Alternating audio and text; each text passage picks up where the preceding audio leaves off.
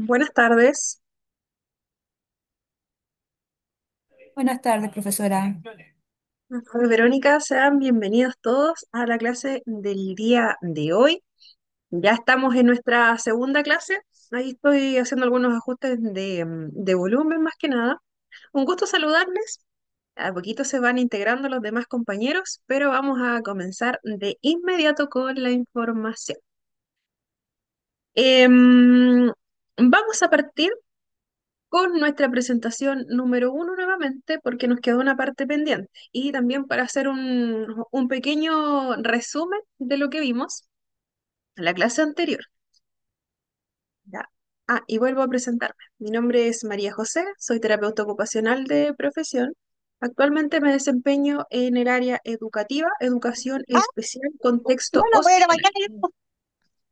mañana. Ya, por favor, los micrófonos ahí con precaución, a veces se escuchan conversaciones. Cuando es algo referente al curso, no hay problema. Yo no tengo problema en que me interrumpa. Ya, si aparece algún comentario por ahí, alguna acotación, o en el mismo grupo de acá del chat, súper bien. Pero tengamos cuidado con los micrófonos que quedan encendidos. A veces se escuchan conversaciones y no alcanzo a silenciar desde acá, ya, porque no me aparecen todos los nombres. Ya, es solo por eso y porque queda la grabación también. Ya, entonces vamos a comenzar. La clase anterior fue un poquito extensa, sí, y todavía nos queda una pequeña partecita que ver, pero es cortita, ¿ya? No se preocupe, Marcela, pasa. Sobre todo cuando uno ingresa, a veces se activa el micrófono.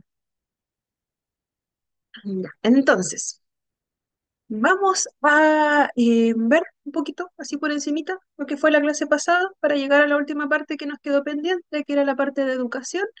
Posteriormente vamos a ver el módulo 2 que viene siendo la definición, historia y etiología del autismo. A grandes rasgos vamos a ver las principales características, más adelante las vamos a ver con más detalle también. Vamos a estar viendo algunas posturas de autores, más que nada, las primeras tres clases son como harta teoría, después ya viene un poquitito más de estrategia y vienen más detalles también que podemos ir revisando, ya, algunos signos en específico. Entonces, vamos por el breve repaso. Ah, y también otra cosa importante, hoy a las 9:30 se activa la evaluación número uno, finalizando mañana a las 10 de la noche, ya, para que igual lo tengan ahí presente. Y como siempre, al final del módulo se vuelven a abrir todas las evaluaciones. Ya, pero hoy a las 9:30, perdón, de la noche, se abre la evaluación número uno, cerrándose mañana a las 10. Por un momento voy a silenciar aquí mi teléfono.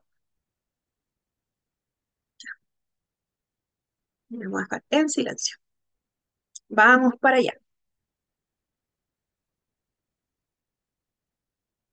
Vimos la clase pasada lo que era la ley 21.545, ley de autismo. Dijimos que es una ley relativamente nueva que, bueno, cuando una ley se publica, ya, a medida que va pasando el tiempo, también va teniendo algunas modificaciones.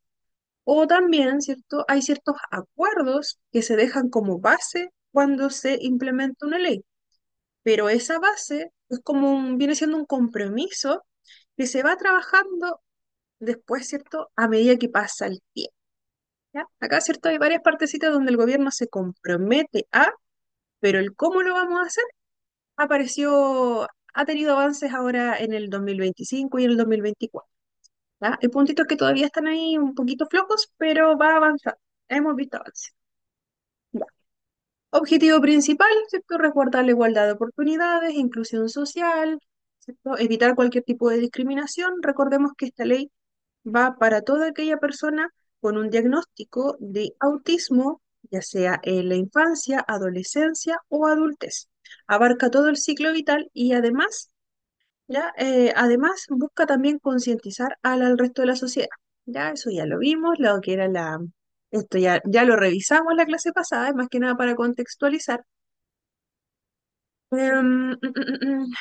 Ya, en cuanto a la parte de salud, habíamos dicho que hubo un avance significativo durante abril de 2025, este año, donde existe un protocolo de derivación de sospechas de signos de estudiantes que pudiesen ser diagnosticados con autismo a los centros de salud desde los colegios.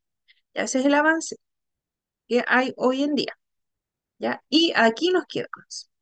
Nos quedamos en la parte sobre los derechos de los niños, niñas, adolescentes y personas adultas con trastorno de espectro autista en el ámbito educacional.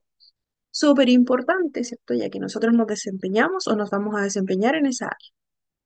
Ya, desde el artículo 18 nos habla de que es deber del Estado asegurar a todos nuestros niños, niñas, adolescentes y personas adultas la educación, que ésta sea de calidad, ¿cierto? Promover también que se generen las condiciones necesarias para que una persona pueda acceder, ¿cierto? Pueda permanecer y también pueda egresar, ¿cierto? Del sistema educativo, tal como lo conocemos.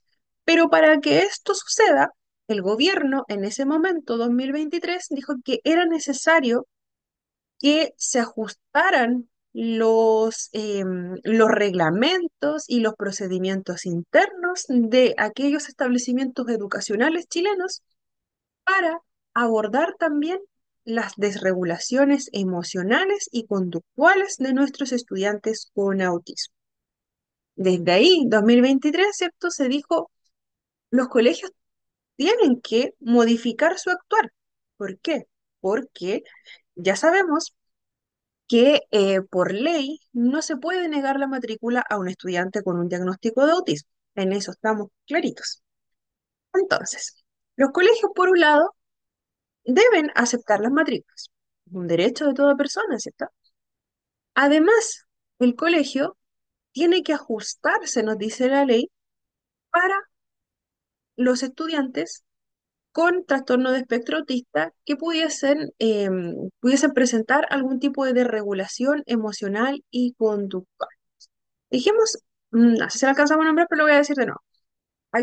La desregulación emocional y conductual son reacciones que pueden ser motoras y emocionales ante alguna situación donde la persona, ya sea niño, sea adolescente, ya por la intensidad de esto que está sintiendo en ese momento, no logra expresar sus emociones o la sensación que está teniendo en ese momento, ya presentando una dificultad para volver al estado de calma. Podríamos decirlo de esa forma. ¿Ya? La intensidad de esa desregulación emocional y conductual va a variar de acuerdo a el contexto, de acuerdo a las características de la propia persona. Eso es totalmente diferente en cada uno de nuestros estudiantes. Entonces, desde fuera podemos percibir una desregulación emocional y conductual como una situación de descontrol. Podemos evidenciar desde fuera que nuestro niño puede estar llorando, puede estar en el suelo, puede querer salir corriendo de la sala, puede quizás lanzar los elementos que estamos usando en el aula, ya podemos tener gritos, hay diferentes reacciones. También puede haber alguna agitación que se vea más expresada, por ejemplo, con el movimiento excesivo de las manos, de los brazos, ya quizás golpearse la cara, golpearse la cabeza. Hay muchas formas en que podemos ver las desregulaciones. Eso es muy variable. Por lo tanto, para que podamos afrontar desde el establecimiento educacional y buscar, ¿cierto?, que nuestro estudiante pueda participar, al igual, ¿cierto?, con los mismos derechos, las mismas oportunidades que sus compañeros, ¿ya? Se dijo que se iba a trabajar en que el colegio estuviese más preparado para esas situaciones. Entonces, ¿qué fue lo que sucedió? No sé si lo puse acá. No, no lo puse. Ya, entonces, desde ahí, 2023 se dijo, ya, el colegio tiene que hacer algo. Desde ahí se comenzó a trabajar y en el 2024, el año pasado, apareció un decreto que es el decreto 586 de educación, que hoy en día está vigente en nuestros colegios. Ese decreto nos dice que en cada uno de los establecimientos educacionales debe existir un protocolo ¿ya? Para abordar estas desregulaciones emocionales y conductuales de nuestros estudiantes con diagnóstico de autismo. Ya no es para quien tenga alguna sospecha, no, es para solamente y exclusivamente para estudiantes con diagnóstico de autismo. Entonces, ¿qué nos dice ese decreto 586? Que no lo van a encontrar aquí, pero es importante que lo sepan, que cada uno de nuestros colegios debe abarcarse la prevención de una desregulación, ¿ya? El cómo vamos a afrontarla, también, ¿cierto? Cómo poder ir armando un plan, cómo ir viendo la evolución, cómo vamos a registrar si sucede esa situación, a quién vamos a recurrir también. Entonces, lo que se hizo, ya, fue crear protocolos específicos por establecimiento, ya, comentando para todo en la comunidad escolar, ya, primeramente, qué es una desregulación emocional y conductual. Dijimos que era muy variable, ahí depende, cada uno de los colegios arma ese documento. Lo que sí es importante que tenemos que manejar nosotros es que también por ley se establece que cada uno de los estudiantes con diagnóstico de autismo debe tener un protocolo de prevención que es único para cada perfil. O sea, debiese ocurrir en nuestro colegio que a principio de año, ya, establecimientos con o sin programa PIE deben tener. Entonces, se evalúa al estudiante. Si un programa pide, probablemente lo van a realizar desde ahí. Pero cuando no, también, ¿cierto? Lo realizan en algunos casos profesores jefes. Lo importante es que ese protocolo esté a mano. ¿Por qué? Porque si nosotros tenemos estudiantes con autismo dentro de nuestra aula, nos va a entregar la información que necesitamos. En este protocolo debe aparecer establecido, primero, datos personales del estudiante. Van a aparecer también cuáles serían los elementos que pudiesen provocar una desregulación emocional y conducta. Y ese plan de prevención se arma con los papás y los papás firman también. O sea, lo que dicen los papás y lo que se dice en el establecimiento de esa conversación que se realiza, queda ese protocolo establecido para el colegio. Y ahí nos va a decir, por ejemplo, ya, nuestro niño es muy sensible a los ruidos.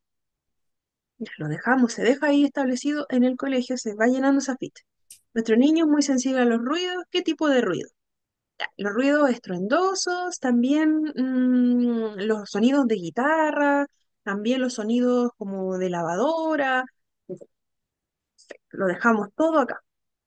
¿Hay algo más que desregula a mi pequeño? El color rojo, en cualquier formato. Color rojo, hemos intentado y nuestro niño reacciona súper mal cuando trabajamos con el color rojo. Entonces, eso se deja ahí en el colegio anotadito. Perfecto. Seguimos avanzando en este protocolo de prevención. ¿Cómo se evidencia que nuestro niño está comenzando a sentir alguna desregulación? Primero, ya nuestro niño comienza a golpearse la cara. Se golpea, se toca mucho la cara. Se toca la cara. Ya en otros casos se tapa los oídos, ya comienza a mecerse o comienza a mover mucho, excesivamente las manos. Ya, lo dejamos ahí, también se deja en ese protocolo. ¿Y luego qué sucede? Luego, nuestro niño, si continúa el estímulo ahí, se tira al suelo, llora, quiere salir, corre, golpea las cosas, las lanza, grita. Ya, ahí va todo ese perfil dentro de ese documento. Y también van herramientas que pudiesen regularlo, como para la primera etapa. O sea, si nuestro niño, por ejemplo, escucha alguna música, pusimos música fuerte, y nuestro niño, primera reacción, se tapa los oídos. ¿Qué hacemos nosotros? Bajamos la música de inmediato. ¿Ya? El protocolo dice que nuestro niño se regula, por ejemplo, saliendo un ratito al aire libre. Entonces, en este momento, desde la prevención, ¿cierto? Nuestro niño solo se tapó los oídos, bajamos la música, ya en ese momento probablemente podamos invitarle a salir afuera. Podamos invitarle a estar en algún espacio que está establecido en el protocolo. Ya podamos ofrecerle algún elemento que le vuelva la calma. Como está en el protocolo, dice que nuestro niño, por ejemplo, se regula con plastilina. Buscamos un espacio tranquilo, plastilina, le acompañamos, ¿ya? Esa es una buena estrategia. Pero ¿qué sucede si, por ejemplo, ponemos la música, nuestro niño se tapa los oídos y automáticamente se tira al suelo, ya no alcanzamos a abarcar la parte de que es un poquito más de prevención. Ya llegamos a la parte donde nuestro niño ya está completamente desregulado. Ya, en ese caso, el protocolo también tiene que establecer qué personas van a acompañar a nuestro niño. Ya, por ejemplo, si es un programa PIE, por lo general, va a haber una persona asignada. Ya, por ejemplo, terapeuta ocupacional o ya, el psicólogo o psicóloga va a acompañar a nuestro niño y en caso de que si se requiriese contención física, va a poder, ¿cierto?, aplicar alguna técnica que ya sea conocida por ese profesional. Y los papás también están al tanto y firmes. Si no, solo contención emocional, ya el profesional asignado, psicólogo. Esa va a ser la persona que nosotros tengamos que buscar en el caso de que suceda que nuestro niño se sienta muy agitado, veamos que efectivamente comenzó a golpearse la carita o que ya se tiró al suelo y está llorando, ahí ya nosotros no podemos hacer mucho, ¿ya? Porque más que quitar cualquier elemento con el que se pueda golpear, ya buscar que esté en un espacio donde, por ejemplo, si se golpease la cabeza, ya se golpease con algo blando, si está en un espacio que es muy duro o está afuera, ¿cierto? Ahí ya tenemos que buscar alguna herramienta, algún cojicito, alguna cosa para tener en caso de, pero todo depende de los perfiles, hay niños que no hacen eso. ¿Ya? Por eso se dice que hay que buscar un espacio ya donde idealmente nuestro niño esté tranquilo. Ya, entonces, ya, si nosotros estamos ahí con nuestro pequeño y comenzó a golpearse, golpearse, golpearse, golpearse, ya el protocolo establece quién es la persona asignada para ese tipo de situaciones. Entonces, ¿qué hacemos? Nunca dejamos a nuestro niño solo, pero por lo general, ¿cierto? Sobre todo cuando son niños más pequeños, más de una persona va a estar en el aula.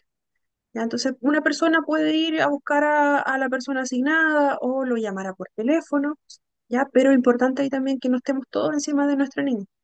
¿Ya? La acompañamos, por supuesto, ¿ya? Y evitamos, quitamos cualquier tipo de elemento que pueda provocar algún tipo de lesión, ya sea tijera, una escoba, cualquier cosa que nuestro niño pudiese lanzar o con el que se pudiese golpear. ¿Ya? Buscamos que siempre que esté seguro. ¿Ya? Entonces, la otra persona puede ir tranquilamente traer a quien está encargado, ¿cierto? Y es esa la persona que va a estar encargada de acompañar a nuestro niño. Si la situación no disminuyese, si nuestro niño continúa demasiado agitado, si se autolesiona, se llama inmediatamente al apoderado, ¿ya? Y el apoderado también tiene que aparecer ahí con número de teléfono y con el nombre, por supuesto. ¿A quién se va a llamar? ¿A quién es el tutor legal aquí? Ya. Entonces, es importante que este tipo de protocolos existan en nuestro establecimiento. Primero, porque si a nosotros nos dicen, ya, vas a trabajar con tantos estudiantes dentro del aula o en el patio, ya, tienes que conocer el perfil de nuestro niño. ¿Por qué? Porque puede ser que yo no conozca el perfil de mi pequeño y voy a llevar algún material algún día, ya, voy a llevar, justamente nuestro niño se regula con el color rojo. Y yo no tengo idea. ¿Qué hice yo? Solamente llevé los colores. ¿Qué sucedió? Mi niño lo vio, comenzó a agitarse, ¿ya? Y comenzó a mover mucho las manos. Movió las manos, quiso salir del aula y yo no sé qué pasó, ¿ya? Yo seguí dejando las cosas ahí porque no supe qué fue lo que le desreguló. Entonces, por eso es importante que exista ese documento en cada uno de los establecimientos y que se vaya actualizando también. Cuando suceda una desregulación de nuestros pequeños, se llena también un protocolo, y eso está por ley. Se llena un protocolo donde se establece quién estaba con nuestro pequeño en el momento que sucedió. ¿Qué fue lo que sucedió? ¿Estábamos trabajando con algo nuevo, con algo distinto? ¿Qué material fue? Quizás era algo que no estaba en el protocolo. Fue una reacción nueva. Entonces, todo eso se deja ahí también anotado y se le entrega una copia a los papás. ¿Ya? Y ahí es súper importante que ese documento también esté, porque ¿qué sucede? Que si nuestro niño se desregula en el aula, ya no teníamos idea cómo apoyarlo. Quizás nuestro niño necesitaba, por su perfil necesitaba alguna tirita o quizás esta misma plastilina, ¿ya? Pero nosotros no lo sabíamos. Entonces, ¿qué sucedió? Llegan los papás y nos dicen, ¿por qué mi niño ha estado llorando todo este rato? ¿Qué fue lo que pasó? ¿Ya? Y nos dicen, no, que había una persona y después había otra. ¿Y quién estaba ahí? No tengo idea. ¿Quién se hizo cargo? No lo sé. ¿Ya? Entonces ahí es riesgoso para nosotros también. Entonces nuestro resguardo como profesionales también de educación es ese documento, ¿ya? Porque podemos anticiparnos. ¿Ya? Cuando es algún elemento nuevo, algo que no conocíamos, ahí puede cambiar un poquito la situación. ¿Ya? Algo nuevo, se le explica a los papás. Pero cuando estamos trabajando y el protocolo se estableció y nos dice, por ejemplo, que nuestro niño se desregula con el color rojo y nosotros llevamos el papel más rojo que encontramos, ya ahí sí puede ser netamente, nos pueden culpar a nosotros de esa desregulación. En algunos casos, ¿cierto? No, puede que no pasa a mayores, pero sí puede pasar en algunos casos. Puede pasar que nuestro niño, por ejemplo, se golpea, se queda con algún hematoma, ¿ya? En esos casos sí puede ser complejo para los papás. Recordemos que ellos no están ahí en ese momento, no saben qué fue lo que pasó. ¿Ya? Y sobre todo en establecimientos que no tienen cámara ahí en ese momento, ¿ya? Y que nuestro niño esté con hematomas, que me llamaron del colegio, qué fue lo que pasó, y en realidad fue que la persona que estaba a cargo no se preocupó de ese protocolo que yo firmé como papá, por ejemplo, y yo dije específicamente que mi niño no podía estar expuesto a ese material en específico, ¿ya? Por ejemplo, Y yo dije cómo lo expresaba mi niño. Yo dejé ese papel ahí escrito para que no sucediera esto que está sucediendo. Y yo como papá, por ejemplo, llego y me encuentro a mi niño llorando, desregulado completamente, me encuentro con hematomas, ya pregunto qué pasó, me dicen, no, que la persona tanto estaba en esa hora en el aula. Me dicen, no, si también estaba esta otra persona, pero y nadie me dice la misma versión. Imagínense lo que es eso para un papá. Entonces, esa situación puede crecer mucho, mucho, mucho. También en cuanto a la contención física, tengamos mucho ojo con eso. La contención física solamente la realiza personal capacitado para hacerlo y autorizado previamente por los apoderados. En algunos casos, en nuestros colegios va a existir una figura que sí realiza y está capacitada para la contención física. Ya, en mi caso, yo sí estoy capacitada para hacerlo, pero por protocolos del colegio se prefiere que no. ¿Ya? Y yo también lo elegí así. ¿Por qué?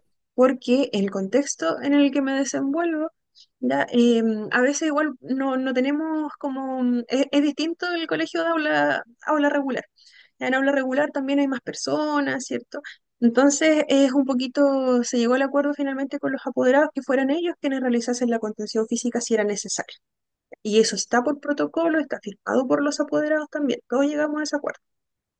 ¿Ya? ¿Por qué? Porque la contención física implica, ¿cierto? Muchas veces, como dice la palabra, tomar a nuestro niño.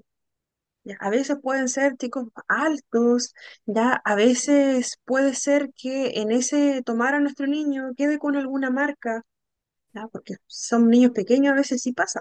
Y a veces nosotros pasamos a tomar los bracitos, ya pueden quedar con alguna marca. Entonces, igual es complejo y tenemos que saber manejarlo súper bien, ¿ya?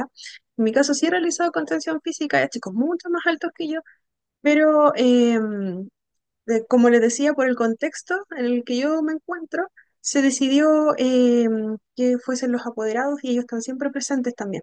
Es una modalidad de trabajo diferente. Acá se trabaja con los apoderados presentes, ¿ya? En aula regular sobre todo y en escuela especial tradicional los apoderados no se encuentran, ¿ya? Entonces ahí tiene que estar muy establecido en el protocolo. Y también en escuelas donde el apoderado esté presente, también tiene que estar en ese protocolo, ya que es lo que se va a hacer en esas situaciones. Así que ese consejo también para todos, que cuando estemos en un establecimiento, si ese protocolo existe, tenemos que estar al tanto de. Si el apoderado todavía no lo firma, igual tratemos de ver, quizás con los demás profesionales, tratar de ver ese perfil, ¿ya? Para evitar este tipo de situaciones. porque después igual se transforma en una dificultad para nosotros, ya nos puede perjudicar también y también perjudicar a los niños, por supuesto, ¿ya? Entonces, ¿existe un protocolo específico para los estudiantes? Sí, si nuestro establecimiento está actualizado, labor de nosotros revisar ese documento. Si nos cambiaron de aula o estamos en patio, ya estar al tanto también del perfil de nuestros pequeños. ¿Ya? ¿Por qué? Porque para evitar cualquier tipo de regulación que pueda suceder. Ya, entonces, finalmente acá se dice que era el Ministerio de Educación quien iba a desarrollar acciones formativas también para los profesionales y asistentes de educación que permitan adquirir herramientas para apoyar a las personas con trastorno de espectro autista. Hoy en día se habla de que debiese existir dentro de los establecimientos educacionales al menos una capacitación al año para asistentes y profesionales de educación, en lo que es la temática del autismo. Igual es súper poquito, una sola vez al año, ¿ya? Idealmente, bueno, igual como queda como abierto para los establecimientos, ya por ley es solo una vez, pero en realidad debiese ser muchas veces más. Ya, pero ahí todo depende del establecimiento en realidad. Ya, cuántas capacitaciones realiza. Y también, ¿cierto? Se habla aquí me perdí. Ya, ahí está. Ya me ubiqué. Ya, y bueno, acá, ¿cierto? Habla de que esto va a ser realizado en cuanto a lo que es la conformidad de la ley. Ya, finalmente lo que se busca es que la ejecución de todas las acciones que se realicen em, finalmente permitan la inclusión de las personas, independientes si se realizan en establecimiento público o privado, ya que finalmente cumpla con el rol de abarcar toda nuestra comunidad educativa. ¿Ya? Ah, el documento que les había nombrado, el decreto 586, que establece esto de los protocolos, ya habla de estudiantes párvulos, educación básica y media, ya no es para educación superior. El tema de los protocolos que le nombré anteriormente. Entonces, entonces, ya, también se habla de acá la parte de que finalmente son los establecimientos educacionales quienes tienen el deber de proveer, ¿cierto? Estos espacios educativos que sean inclusivos, sin violencia, para aquella y buscar todo tipo de garantía, ¿cierto?, para la inclusión de aquellas personas con trastorno de espectro autista, desde capacitar, ¿cierto?, todo su personal, no solamente profesional que está netamente dentro del aula. Ya acá es para todo profesional de educación, de todas las áreas. En cuanto a educación superior, también se habla de buscar espacios inclusivos para personas con autismo. Pero hoy en día, en cuanto a lo que es educación superior, vemos que son más las medidas propias que está tomando cada una de las instituciones educacionales. Ya, hoy en día no se ha visto como algo como obligatorio por ley que el espacio debe ser inclusivo para personas con trastorno de espectro autista, pero sí hay muchas medidas que han aparecido por de manera autónoma por las instituciones universitarias. Acá, ¿cierto? Se habla de que cada mes de marzo se va a entregar un informe de los avances de esta ley.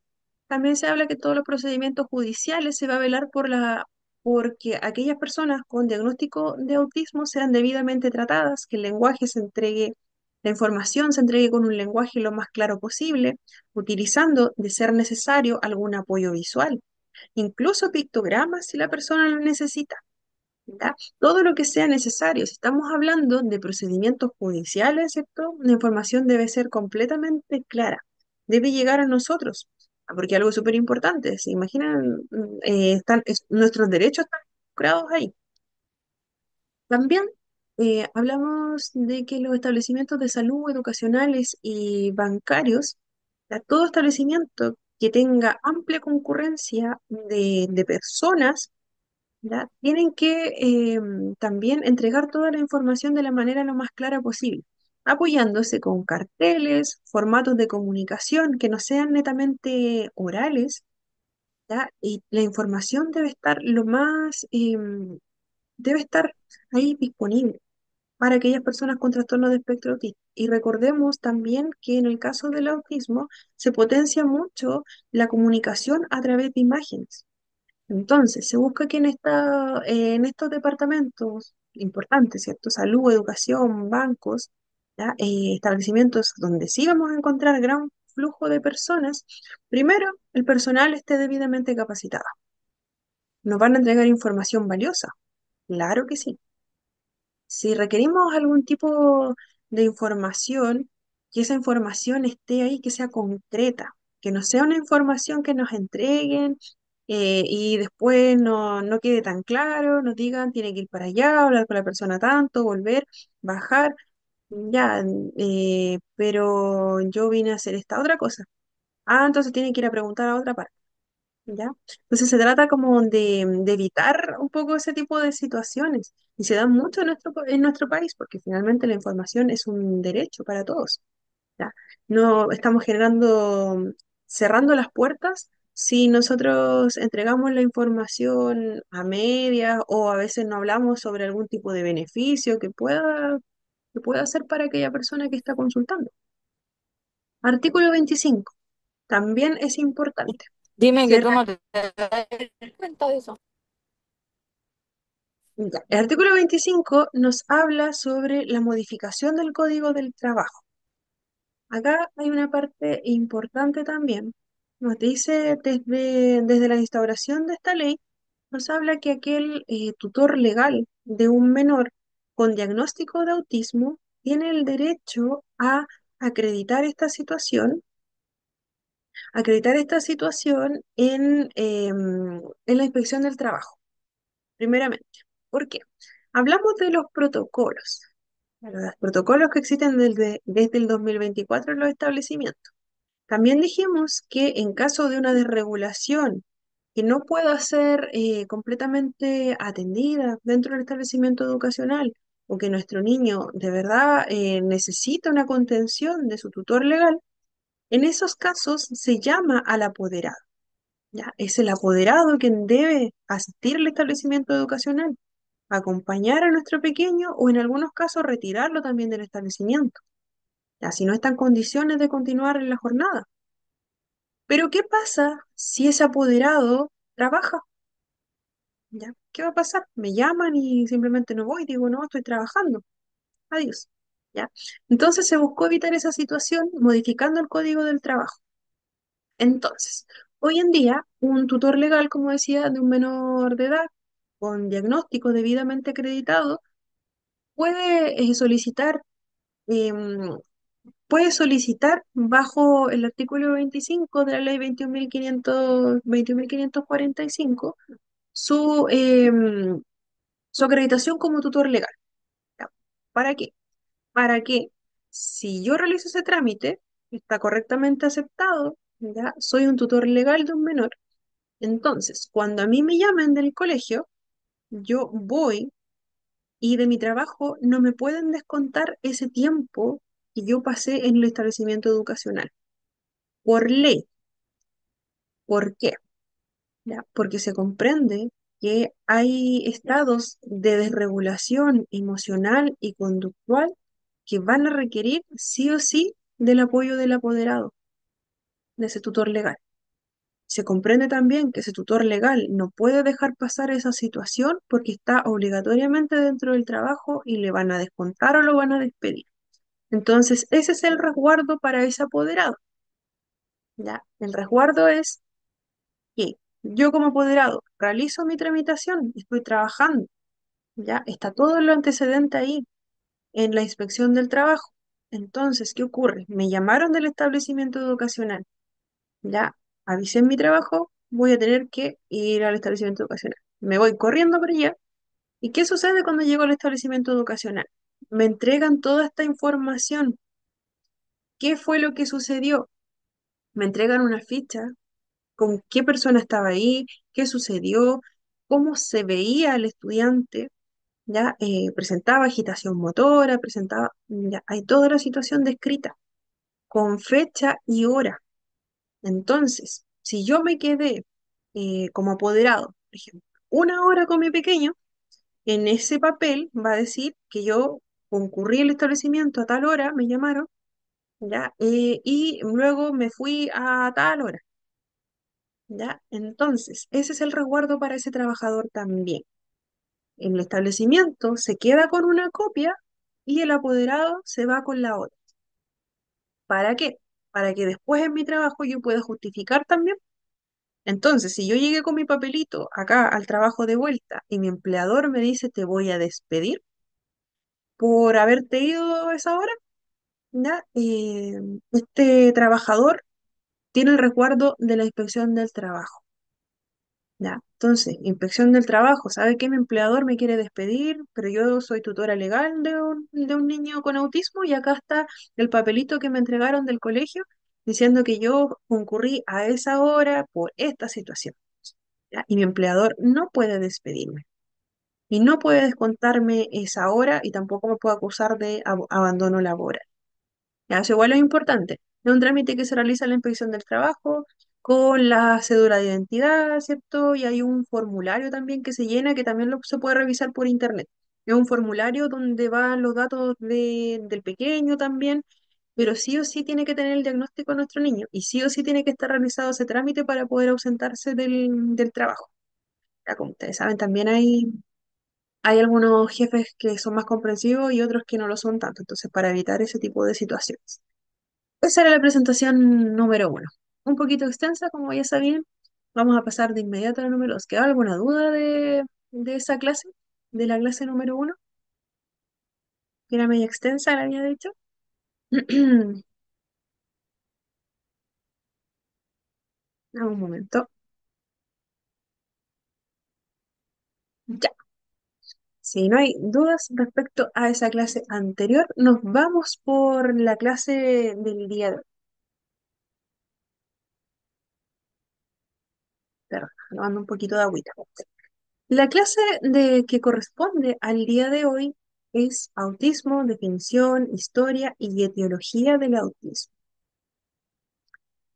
Entonces, acá vamos a gestionarnos, bueno, vamos a preguntarnos qué es el autismo como tal, ¿ya? Si pensamos qué es el autismo, cada uno, me imagino, tendrá alguna definición.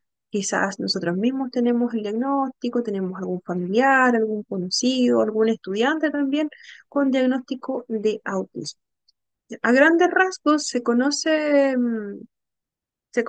y lo que hemos visto hasta ahora es que existen dificultades en la comunicación, ya existen dificultades en la parte de socialización, pueden existir grandes talentos, también se ha dicho en algún momento, podemos tener personas tremendamente inteligentes, ya también habíamos dicho que se abarca todo el ciclo vital, no, el autismo no solamente se da en la infancia, en lo que es el diagnóstico, también podemos ser diagnosticados cuando somos adultos, ¿ya? El autismo es un concepto en cuanto a lo que es variaciones en los perfiles de una persona con autismo, es sumamente variable.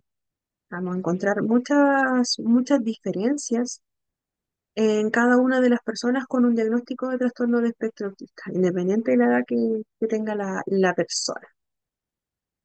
Entonces, acá tenemos la definición de la OMS, la Organización Mundial de la Salud, que nos dice que los trastornos del espectro autista, abreviado TEA, son un grupo de afectaciones que se caracterizan por algún grado de dificultad en la interacción social y en la comunicación. La Organización Mundial de la Salud define al autismo como un trastorno del neurodesarrollo que se caracteriza por dificultades en la comunicación, en la interacción social y en el comportamiento. ¿Ya? Comportamiento que solemos ver que es bastante repetitivo, hay mucho apego a las rutinas también en muchas personas. ¿Ya? Entonces, se va a evidenciar en cómo la persona percibe y cómo interactúa también con el mundo que le rodea. ¿Ya? Se manifiesta de manera muy diversa entre una persona y otra y con distintos niveles también. El autismo es una condición del neurodesarrollo, como dice aquí abajito. ¿Por qué del neurodesarrollo? Porque va a significar un cambio comparado, ¿cierto? Comparado con el estándar, va a considerar un cambio en cómo el cerebro se va desarrollando, cómo se va organizando desde que la persona nace. El autismo, aunque en muchas ocasiones, em, bueno, en algunas ocasiones se diagnostica en la adultez, como habíamos dicho, pero estos signos vienen desde mucho antes, desde que la persona nace. A veces uno dice, pero ¿cómo desde que nace? Si antes no se notaba, ¿cierto? Que la persona tenía esta diferencia en cuanto a cómo se organiza cognitivamente, por ejemplo. ¿Ya? Pero esas, esa diferencia en este procesar de la información ya venía desde antes, con pequeños signos, en algunos casos, muy pequeñitos. Pasa mucho también en aquellas personas que solemos decir que son demasiado inteligentes, ¿ya? En personas que vemos que tienen un tipo de procesamiento que son personas que de verdad que tienen un CI muy alto, de hecho. ¿Ya? En esas personas, por lo general, se tarda un poco más en dar el diagnóstico, porque también son personas que son muy hábiles en cuanto a lo que es el camuflaje de las características. A personas que de algún modo se adaptan a el comportamiento de los demás. Y en este adaptar de los demás, ya hay una característica que es el imitar. En algunas personas con autismo no se da mucho o no se da, pero en el caso de algunas personas con autismo se da, pero de una manera diferente. Pero esta manera en que se da es imitar, los lleva también a ir camuflando las dificultades que puede ir teniendo durante el transcurso de la vida. Entonces, dijimos que es una condición del neurodesarrollo, ¿cierto? Se da a nivel cerebral, a nivel cognitivo, ya no es algo que sea solamente algo a nivel físico, ¿ya? Y va también evolucionando, así como va creciendo también la persona. ¿Ya? Acá dice que se privilegia un tipo de procesamiento basado en la hiperfocalización. La hiperfocalización en el contexto del autismo se refiere a la capacidad de algunas personas autistas para enfocarse intensamente en un área de interés particular. A menudo esta área de interés, esto que a mí me gusta, ¿ya? Se ve ese interés desde fuera como un poquito obsesivo a veces o muy exhaustivo. ¿Ya? ¿Por qué? Porque puedo pasar mucho tiempo dedicándome a mi área de interés o a mis áreas, porque a veces no es solo una, no es exclusivamente una, pero puede ser parecida a la otra. ¿Ya? Entonces, ¿qué es lo que sucede? Podemos tener personas que pueden pasar mucho tiempo dedicándole, ¿cierto?, al área de interés, como dijimos, también personas que pueden ser tremendamente inteligentes y saber mucho de esa área. Si es una área que requiere alguna ejecución, como por ejemplo la informática, las personas que son muy hábiles en lo que es la informática común en el construir, en el deshacer, por ejemplo, de algún aparato tecnológico, en los programas, ya personas que son muy buenas en eso. ¿Por qué? Porque han pasado bastante tiempo eh, analizando también las distintas ramas de esa área. Es algo que me interesa. También lo podemos ver, un ejemplo más cotidiano, en nuestros pequeños. Cuando nuestros pequeños tienen un interés muy intenso, por ejemplo, en los dinosaurios, y nos van a hablar de los dinosaurios, van a jugar con dinosaurios, en su tiempo libre probablemente estén con los dinosaurios o estén investigando sobre los dinosaurios. ¿Y qué pasa? Llega la hora de comer y nuestro niño no le interesa mucho porque está muy concentrado en su área. También lo podemos ver el resultado de esa hiperfocalización cuando conversamos, ¿ya? Nuestro niño puede darnos Cátedra de los dinosaurios, nos puede decir, este dinosaurio existía en el año tanto, ya, hasta ahí. Y también crecía en cierta parte, comía esto, llegaba a los tantos metros, su digestión, cosas como detalles muy, muy específicos, y eso es gracias a la capacidad de hiperfocalización. Ya, intereses que son muy, muy, muy profundos, dedicación a ciertos temas o actividades o alguna tarea en específico, ya que muchas veces también lleva a dejar de lado otras, que puede ser, por ejemplo, que yo esté muy enfocada por ejemplo, los autos, ya, estoy muy enfocada en los autos. Colecciono autos, tengo mucha información y en las tardes me gusta buscar información en internet, ya también los dibujo, ya, pero ¿qué pasa si alguien me dice vamos a jugar? Si alguien me dice salgamos, si alguien me viene a ver, ya, probablemente yo prefiera, ¿cierto?, continuar con mi área de interés. Continúen, ¿cierto?, con mi interés exhaustivo por esa área en específico. ¿Ya? La parte social quizás no va a ser algo prioritario para mí, quizás lo deje de lado, ¿ya? Y en ese dejar de lado, sobre todo si pensamos en el niño pequeño, que esa interacción social es sumamente enriquecedora, a esa edad, sobre todo cuando somos chiquititos, ¿ya? También puede ir en desmedro de otras áreas de la vida cotidiana. Entonces, tenemos, gracias a esta capacidad de hiperfocalización, que algunas personas con autismo tienen mucha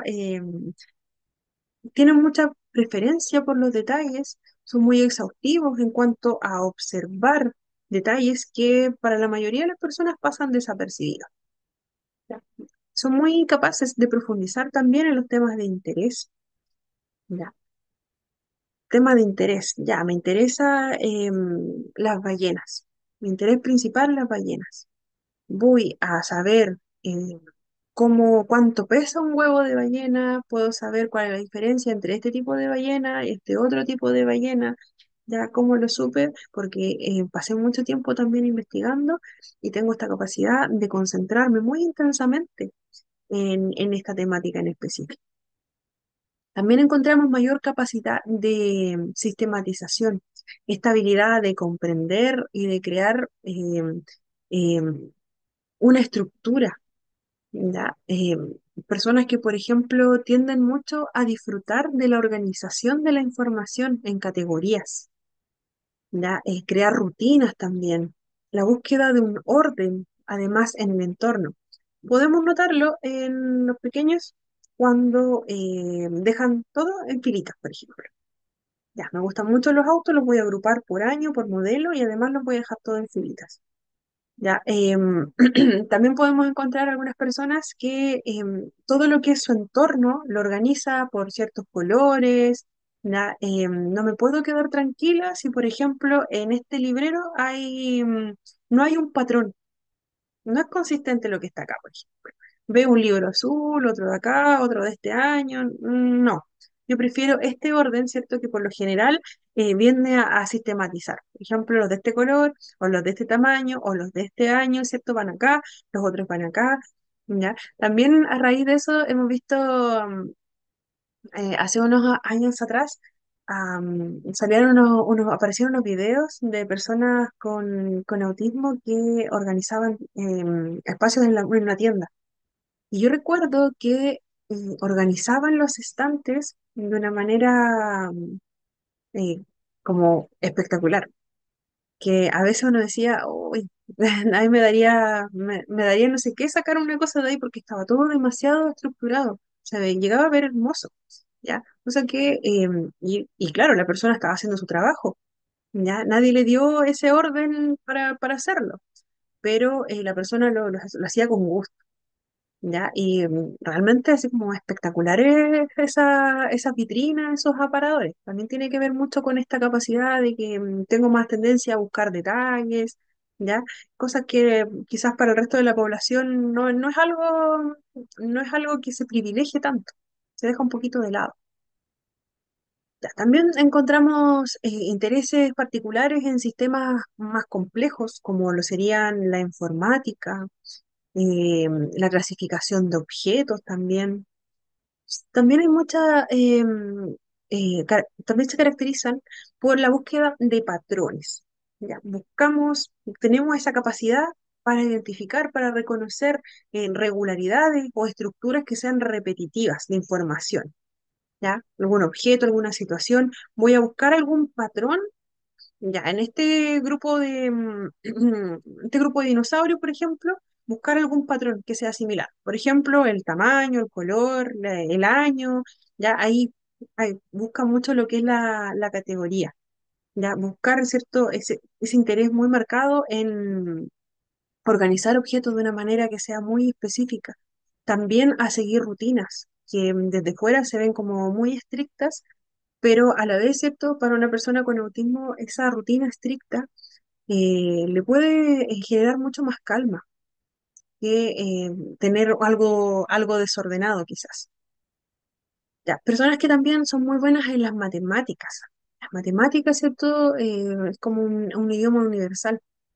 Hay muchas personas con autismo que son muy buenas también creando visualmente o copiando, imaginando algo, ¿cierto? Visualmente lo puedo retener y lo puedo traspasar a un escrito, lo puedo traspasar a un dibujo, ¿ya? Y también tenemos una mayor capacidad de razonamiento lógico, que se refiere a la capacidad de algunas personas autistas para procesar la información y resolver los problemas de una manera más estructurada, buscar la solución más lógica que pueda existir. Por ejemplo, alguien em, me puede estar contando un problema, ¿sabes?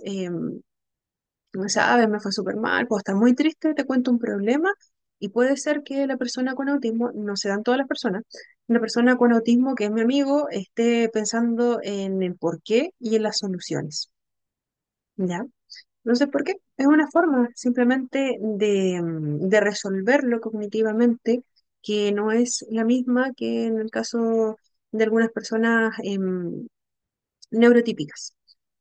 Ya. Muy bueno identificando patrones, ¿cierto? Seguir secuencia lógica, analizar situaciones de manera meticulosa, detallada. A veces muchos de nosotros pasamos, población neurotípica, ya pasamos de largo los detalles. Ya, puede ser que una persona, por ejemplo, vamos por la calle y pasamos, ya vamos pensando en un montón de cosas, pero puede ser que vayamos con una persona con diagnóstico de autismo al lado nuestro y haya visto algo que le llamó la atención y nos pueda detallar todo lo que tenía, gran mayoría de los detalles que tenía ese algo que encontramos en el camino. Puede ser alguna persona que tenía una vestimenta en específico, puede ser algún objeto. Ah, ¿te acuerdas que, por ejemplo, estamos hablando de otra cosa y nos dicen, ah, pero acá en la calle tanto había un local que tenía este tipo de flores, por ejemplo, que son las que estabas nombrando, que andabas buscando? Y yo, pero si pasamos por ahí, en serio, yo no me di cuenta. ¿Ya?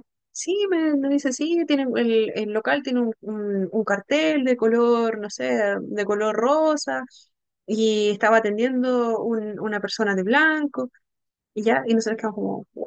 Pero, pero realmente, es cierto, es una capacidad que se da en algunas personas con autismo, ¿ya? Pero también ocurre que podemos tener esta capacidad, ¿cierto?, de tener este tipo de razonamiento que, por supuesto, nos puede traer ventajas. Sí, podemos ser muy buenos en áreas específicas, ¿ya? Quizás áreas que personas de mi misma edad no les llama tanto la atención o tienen que esforzarse mucho más, por ejemplo, en la informática. ¿Ya? Por lo menos para mí, la informática, uno conoce los programas básicos, ¿cierto? Uno se maneja ahí con la creación de algunos programas en específico y alguien me enseñó y yo lo aprendí, estoy practicando y de a poquito voy aprendiendo, ¿ya?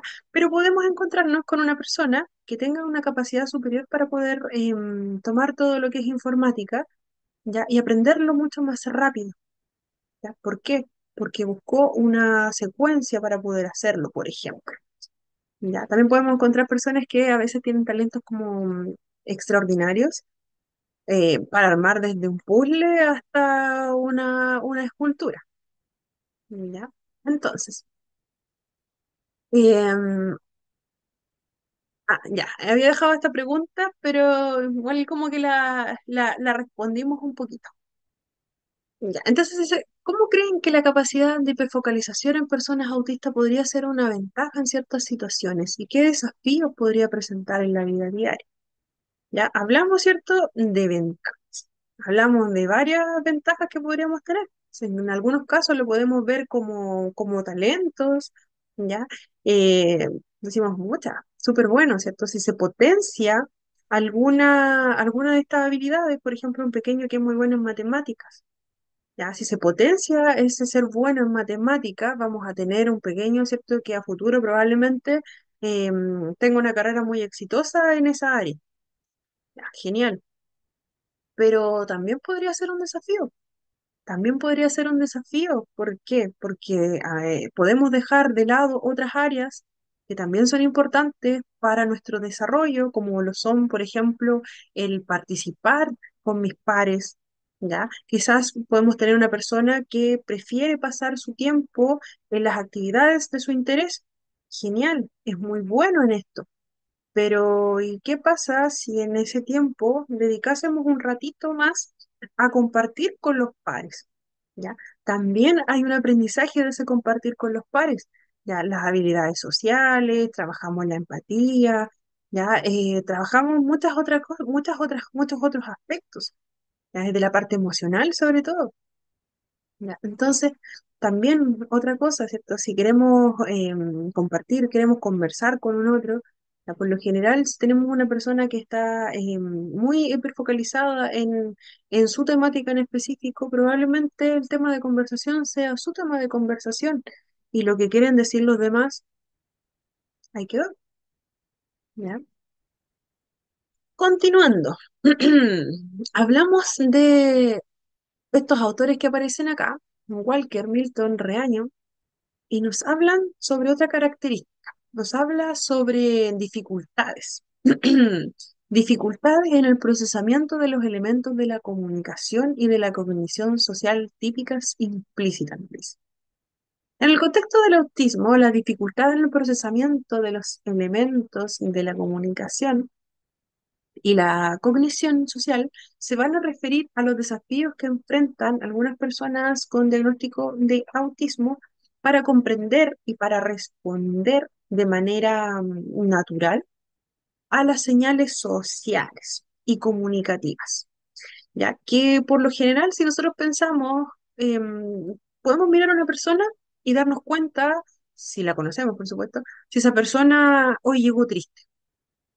¿Ya? Nos podemos dar cuenta porque por quizás la mirada, por la postura, por el tono de su voz, quizás nos dijo hola, así como distinto a otros días, quizás una persona, y podemos darnos cuenta si está feliz, nos podemos dar cuenta si pasó algo, por ejemplo, ¿ya?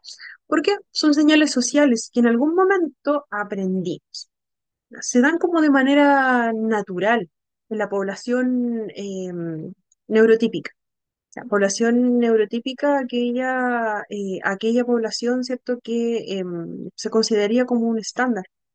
De aquella persona que no cuenta, por ejemplo, con un diagnóstico del neurodesarrollo, sería una persona neurotípica, ¿ya? Entonces, por ejemplo, ya, yo misma no tengo algún diagnóstico de ningún tipo en cuanto a lo que es el desarrollo. Soy una persona que se adapta al día a día, si existe alguna dificultad, busco soluciones, ya. No necesito algún tipo de adecuación para mi día a día, por ejemplo, en la comunicación, por ejemplo, en lo que era la educación, tampoco necesité algún tipo de apoyo, ya sea, por ejemplo, en que se me entregase la información quizás de una manera eh, más visual, ¿ya? Un procesamiento finalmente estándar o común de la población es una persona neurótica. Ya, entonces, en ese tipo de personas, ya que es como la mayoría de la población, ya el poder leer a un otro, vamos a decirlo de esa forma, ya, nace de una manera casi intuitiva. Desde que somos pequeñitos, ¿cierto? Aprendemos a través de imitar, ¿cierto? En algún momento lo aprendemos. Porque si nos ponemos a pensar y decimos, ya, situaciones que he vivido en esta última semana. Por ejemplo, a ver, yo hoy viajé en micro y una señora iba discutiendo con los pasajeros y después se puso a discutir con el chofer. Pero antes de eso, yo me di cuenta que la señora iba molesta. Le dijeron algo y la señora iba molesta, empezó a darle codazos al del lado, empezó a quejarse. Entonces, ¿cierto? Intuitivamente, digo, la señora ya venía enojada desde que se subió, ¿ya? Sino que fueron distintas gatillantes los que llevaron a que se enojara aún más. ¿Ya? ¿Cómo me di cuenta que la señora ya venía enojada? Por su actitud, primeramente. Se sube de manera prepotente. ¿Ya? Yo no la conozco, ¿ya? Una señora que se subió solamente. Yo no la conozco, ¿ya? Y después lo confirmé, ¿cierto? Porque estaba peleando con la gente. ¿Ya? Entonces, ¿cierto? Es una habilidad aprendida. En el caso del autismo, esa habilidad, por lo general, tiene dificultades. No se da mucho o requiere de mucho más apoyo, ¿ya? Para poder comprenderlo. Quizás yo voy a ponerme a conversar con mi amigo y mi amigo puede estar muy triste en este momento y yo no me voy a dar cuenta si mi amigo no me lo dice verbalmente.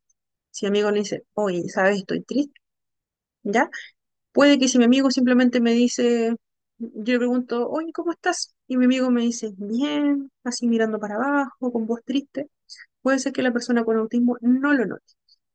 Entonces, existe dificultad en el procesamiento de la comunicación y la cognición social, típica, ¿ya? Esas normas que existen socialmente, en reconocer todo ese tipo de señales desde interpretar expresiones faciales, el tono de la voz, el lenguaje corporal y otros aspectos no verbales de la comunicación. ¿Ya? En ese caso, ¿cierto? Muchas personas con autismo presentan dificultad en esa área. ¿Qué tanta afectación puede tener una persona? Eso va a depender del perfil. Tenemos personas que presentan dificultades mínimas en lo que es la comunicación y la cognición social. Y en otras personas vemos que tenemos dificultades sumamente marcadas. Eso todo es variable. Y antes de irnos al break, el siguiente término nos habla de la hipo y la hipersensibilidad sensorial. ¿Ya? La parte sensorial quiere decir todo lo que llega a nuestros sentidos por distintos canales, ya sea auditivo, ya sea visual, ya sea vestibular de nuestros oídos, ya sea propioceptivo, como yo soy consciente de la posición de mi cuerpo, ya sea táctil, ya es la parte sensorial, cómo eso llega a mis sentidos, o sea, llega un estímulo a mis sentidos, cómo va a viajar, va a llegar a mi cerebro y cómo voy a entregar una respuesta. Esto es muy fuerte. Ah, esto me gusta. Ah, esto es horrible, no quiero, no voy a tocarlo. Ya, pero lo vamos a aplicar a la vuelta del break. Ya, por la hora son las 4, a las 8:20 estamos de vuelta. Vamos y volvemos. 8:20 estamos de vuelta. ¿Se acuerdo todavía? No.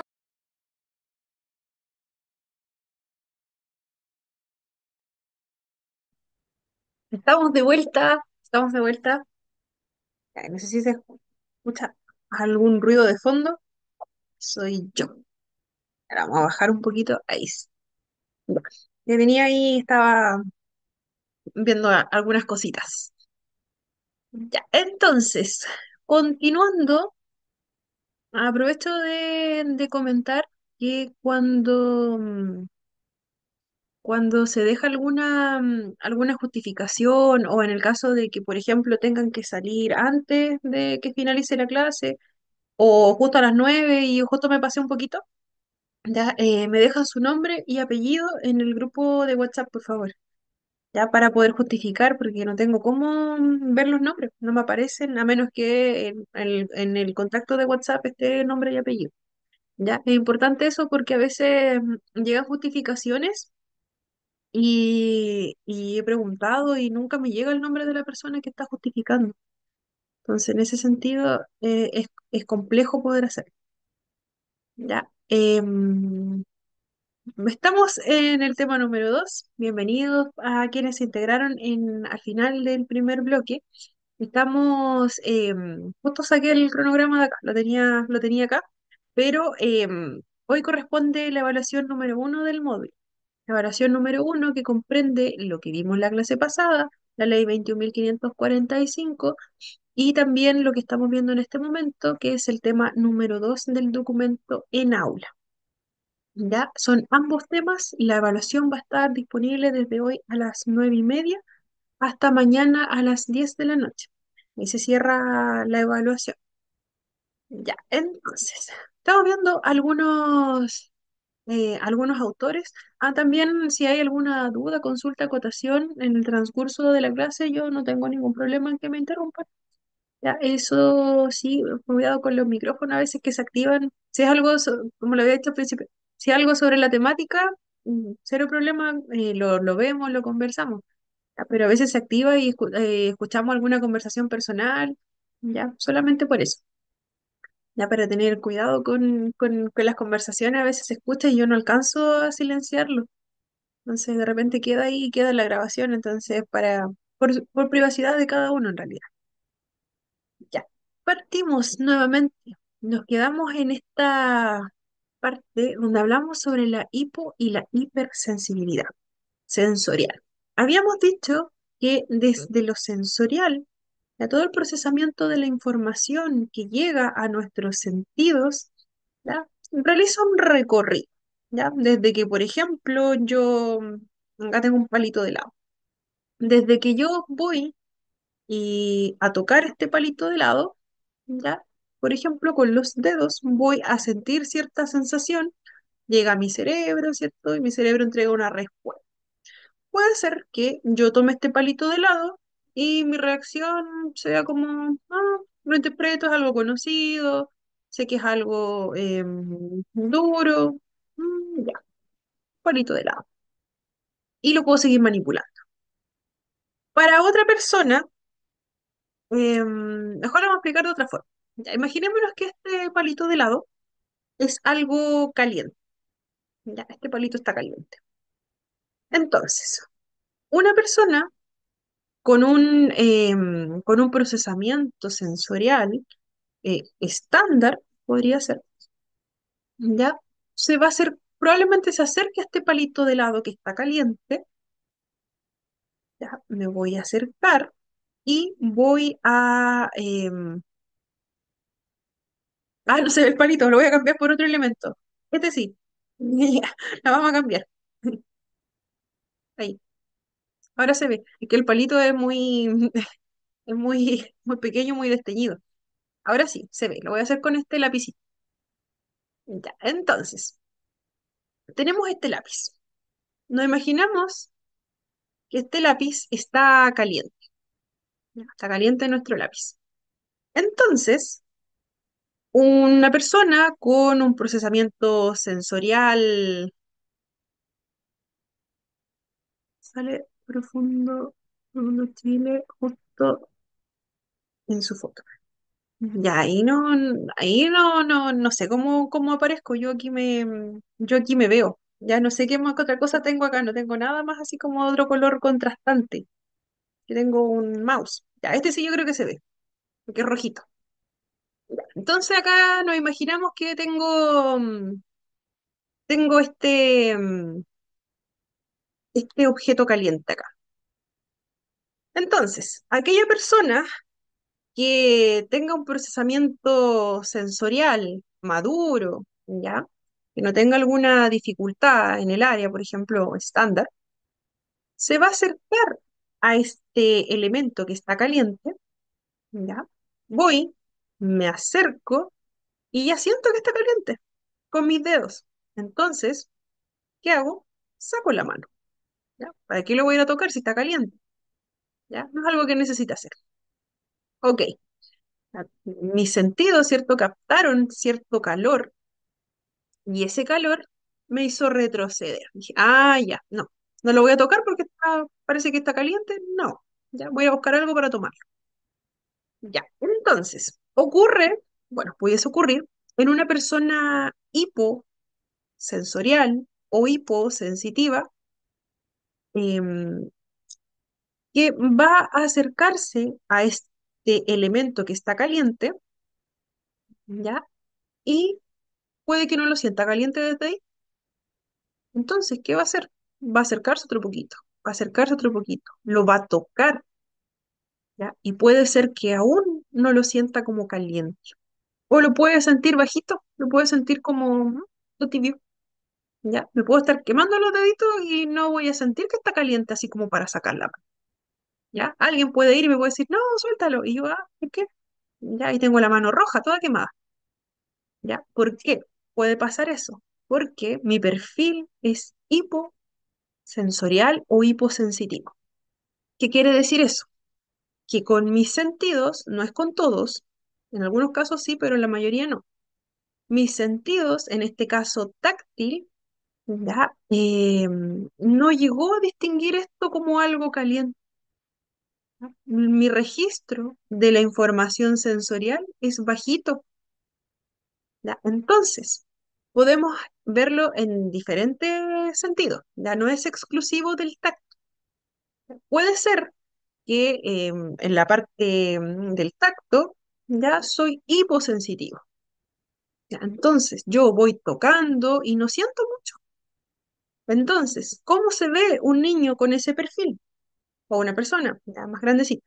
Por lo general podemos encontrarnos como hiposensitivos a estos pequeños que pueden estar muy calladitos en el aula, pequeños que se ve que no participan mucho, ya que están muy tranquilos, que por lo general se quedan como atrás, que uno los busca, ya, y pequeños que como que registran muy poquito de la información que llega a sus sentidos, ya sea auditivamente o vestibular también, por en la posición de mi cabeza en el espacio, o propioceptivamente.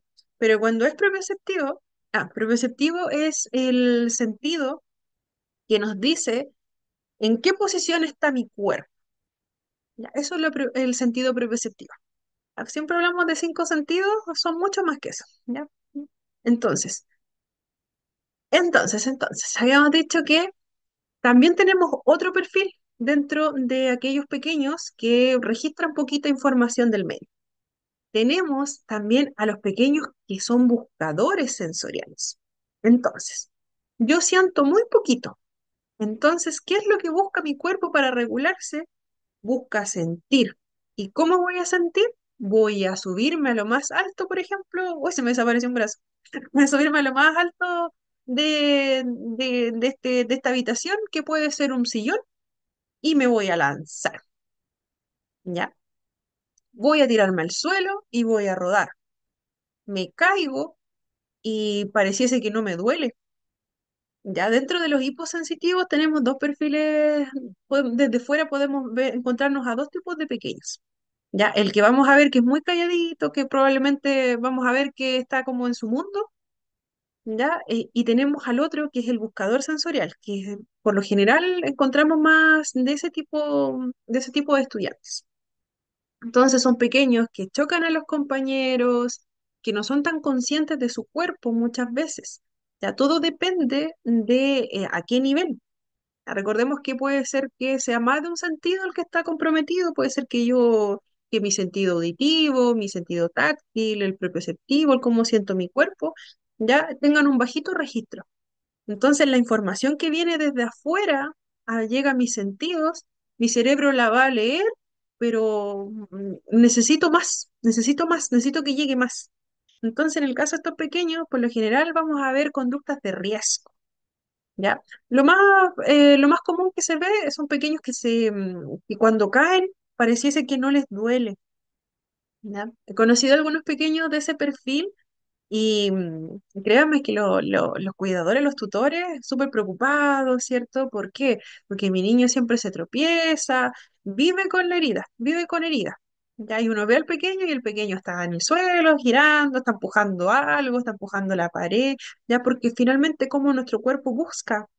regularse, ¿ya? Si nosotros no sentimos todo lo que está afuera, buscamos sentir, ¿ya?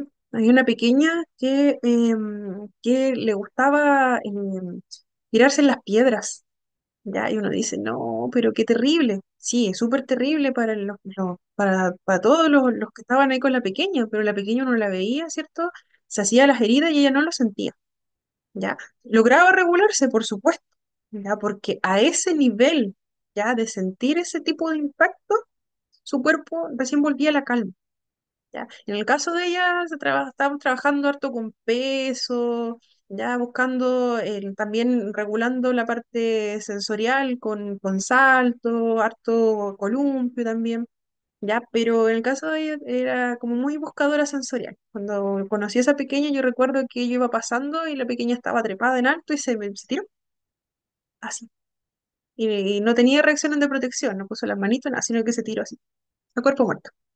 Y ahí uno ahí atrapándola. ¿Ya? En esos casos, ¿podemos encontrar a esos pequeños en el aula? Sí. ¿Ya? Con bastante frecuencia también puede ser. ¿Ya? Al menos desde mi experiencia, que he estado en varios establecimientos y en otras modalidades de atención, he encontrado varios pequeños con ese perfil. ¿Ya? Así que cuando nos toque, ¿cierto? Hay que ser muy cuidadoso con ese tipo de perfil, ya porque son pequeños que por lo general no sienten cuando se golpean y evitar cualquier tipo de elemento riesgoso. Por ejemplo, en el elemento de calor, ya pues es súper peligroso porque es probable que nuestro niño quizás no lo sienta. Quizás va a estar tocando algo o cortándose con algo y no se va a dar cuenta. Entonces ahí nosotros ahí full atentos. Ya. Por otro lado, tenemos el perfil hipersensorial, que viene siendo lo contrario. Vamos a tener ahí el perfil que viene siendo como el más conocido. Aquellos pequeños, por lo general, que son muy sensibles. Es lo contrario del hipo. Entonces, puede ser. Volvemos a la fuente de calor. Ya, dijimos que nuestro hiposensitivo probablemente iba a tocar la fuente de calor. ¿Ya? ¿Por qué? Porque no lo registré completamente, me llamó la atención. Ya no era algo conocido, así que fui y lo tomé. ¿Ya? Quizás me quemé los dedos y no me di cuenta, ¿ya? ¿Por qué? Porque mi cognición no lo tomó como algo doloroso. Ya quizás si hubiese estado un rato más, ahí sí recién lo hubiese registrado de esa forma. Pero tenemos al hipersensitivo. Pensemos nuevamente en nuestra llamita, nuestra fuente de calor. En el caso, de nuevo, si estamos hablando de una persona hipersensitiva, táctil, puede ser que esta persona recién se acerque un poquito a la fuente de calor y de inmediato, no. ¿Ya? Puede suceder. Voy a estar ni siquiera muy cerca y lo voy a sentir. Lo mismo puede suceder con los sonidos, lo mismo puede suceder con los alimentos, con la ropa, con lo que estoy viendo, lo que decía adelante, el color rojo, por ejemplo, con un color, con algún material brillante, con las luces, ya con diferentes estímulos puede suceder, porque recordemos que no es exclusivo de un solo sentido, no es solamente táctil. Dentro de los hipersensitivos, vamos a tener pequeños que, por ejemplo, rehuyen de algunas texturas, ya sea en la ropa, por ejemplo, o evitan trabajar con algún material en el aula. Por ejemplo, si decimos vamos a trabajar pintando con los dedos y la témpera, ¿ya? Podemos tener un estudiante que sea hipersensitivo táctil. Que, por ejemplo, si nosotros cometemos el error de obligarla a trabajar con los dedos y pintar, ya si decimos, no, que tú tienes que tomarlo en la témpera, le tomo la mano y se lo pongo ahí en la témpera, ya, un grueso error, porque probablemente puede provocar una desregulación de nuestro pequeño, emocional y conductual. Ya. Entonces, bueno, pensando nuevamente en el ejemplo de los deditos que es súper común de pintar con los deditos, si tenemos un estudiante hipersensitivo táctil, y queremos que pinte con los deditos, primero presentamos los elementos, ya genial, los compañeros están pintando, podemos ofrecerle participar, por supuesto. Ya vamos donde nuestro niño, le decimos, ya, Julián, vamos a hacer esto, vamos a pintar esto con los dedos. Mira, te muestro cómo yo, adulta, con mi dibujo, no le voy a quitar el de él, ya, meto los deditos en la témpera y le digo, mira, así, ¿te gusta cómo está quedando? Yo pinto mi dibujo, con mi dedo. ¿Quieres hacerlo tú? Puede ser que nuestro niño se anime ahí un poquito, lo intente, ya, pero nunca jamás lo obligamos. En algunos casos, nuestros niños que son demasiado sensitivos con los deditos van a decir inmediato que no, o lo van a intentar, se van a acercar a la témpera y es como, no, y sácamelo. Tengamos algo ahí para limpiar los dedos, al tiro. Le tenemos algo disponible, si sabemos que lo puede intentar, tengamos algo para que se limpie de inmediato, una toallita húmeda. Ya. Entonces, ¿podemos ofrecerle otro material para trabajar? Por supuesto. ¿Ya? En algún momento se trabaja la parte sensorial, ya genial. Nuestro niño en algún momento puede que tome algún material, lo manipule más, ¿ya? Pero eso es todo un proceso. Nunca podemos obligarle ni tomarle la mano por obligación y que meta los dedos ahí en algún material específico si sabemos que es una persona hipersensitiva. ¿Por qué? Porque esa hipersensibilidad para un cerebro se puede percibir incluso como dolor. ¿Ya? Y es algo que está documentado y estudiado. Entonces, si por ejemplo nuestro niño no tolera el suéter que tiene puesto, ¿ya? Por ejemplo, su cerebro lo puede sentir como doloroso incluso. Me duele esto que tengo puesto. No es simplemente que me moleste una etiquetita y me rasco un poco y ya continúo con la vida. Ya, esto genera dolor. A ese nivel puede llegar a ser una hipersensibilidad sensorial. Y ahora les voy a mostrar un video de la hipersensibilidad sensorial, pero auditiva, ya que igual es algo que se ve bastante en aula. Sí, por lo general se ve bastante lo que es sensitivo en cuanto a lo auditivo y lo táctil, se ve mucho en aula. Ya, les voy a mostrar el video, les voy a dejar de compartir acá. Ay, ahí, se me desaparece el cursor. Voy a pausar aquí un grabación. Ya, ¿cierto? Ahí teníamos un ejemplo súper clarito de cómo podemos observar a un pequeño, ¿cierto? Que en este caso es hipersensitivo en cuanto a lo que oye. Ya, en algunos casos lo describen como no tener un filtro, por ejemplo, de los estímulos que están llegando a mí. Ya, entonces, si vemos esa situación, que igual es súper común, ¿cierto? El estar en un espacio con alta concurrencia implica que existan varios estímulos auditivos en ese caso. Ya teníamos ahí una feria donde había más personas, escuchamos risas, escuchamos hasta un helicóptero andaba por ahí, ¿cierto? Al aire libre. Veíamos que nuestro niño comenzó a escuchar todo ese ruido, pero veíamos que lo sentía como todo a la vez. ¿Ya? No es como a veces que nosotros podemos estar en un lugar y podemos ir conversando con alguien y dejamos de atender lo que está pasando alrededor. En el caso de una hipersensibilidad auditiva, se describe como eso, como no tener ese filtro. Entonces, escuchamos el ruido del que está conversando, escuchamos al que se está riendo, escuchamos a alguien que tosió, escuchamos el ruido del que está vendiendo, escuchamos el helicóptero, alguien está eh, pateando una pelota, ya lo escuchamos en ese momento todo. Ya, imagínense ese cerebro como está.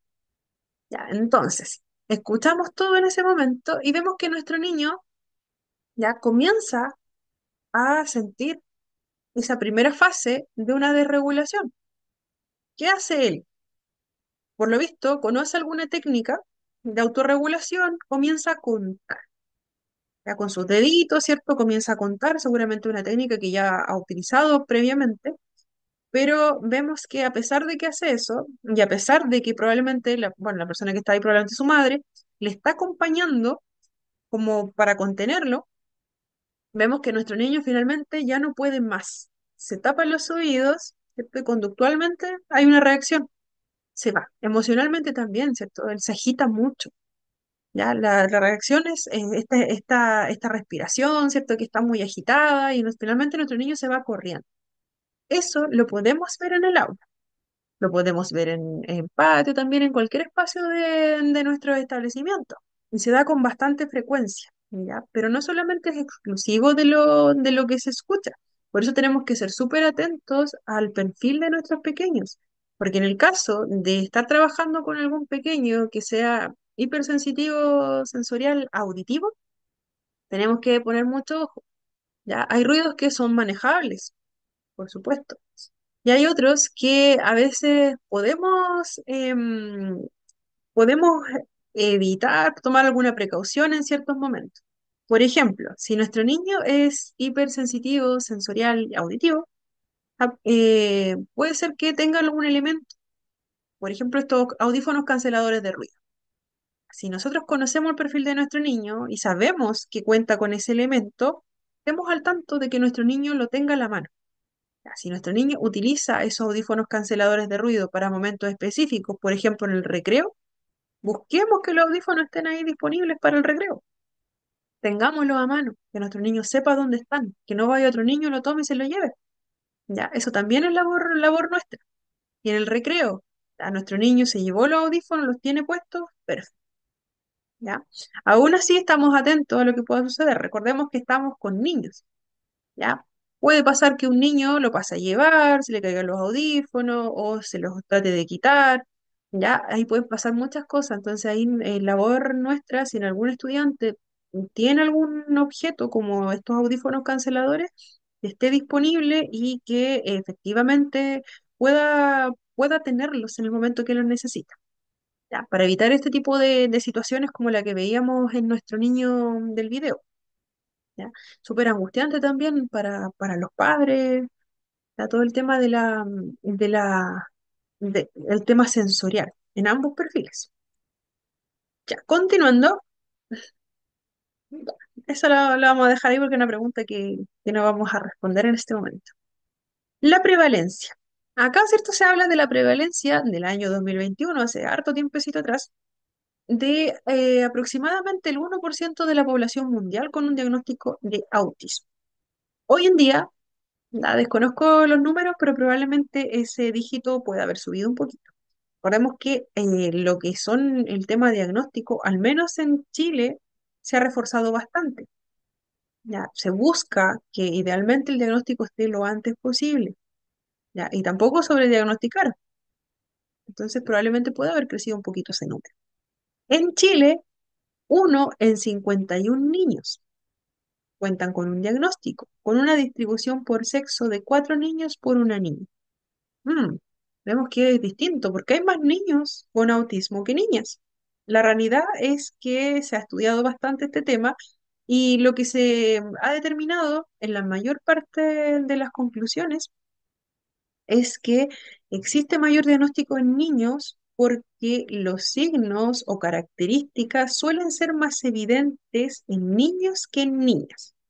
Le había comentado previamente que esta capacidad para enmascarar las dificultades que pueda tener una persona autista desde temprana edad se da más en las niñas que en los niños. O sea, una niña puede ser más ágil enmascarando las dificultades que pueda tener en su día a día, imitando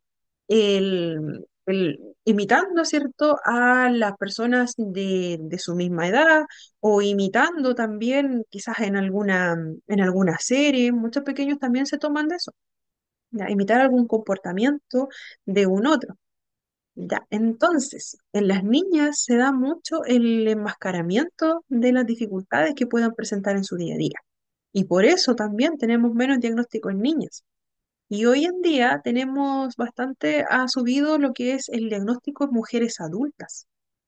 ¿Por qué? Porque probablemente fueron niñas que aprendieron a enmascarar esas dificultades.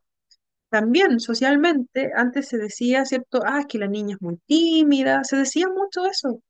Años atrás, lo pensábamos así un poquito, así miramos un poquito para atrás, decíamos, pero es que esta niña es tímida, es normal que las niñas sean así.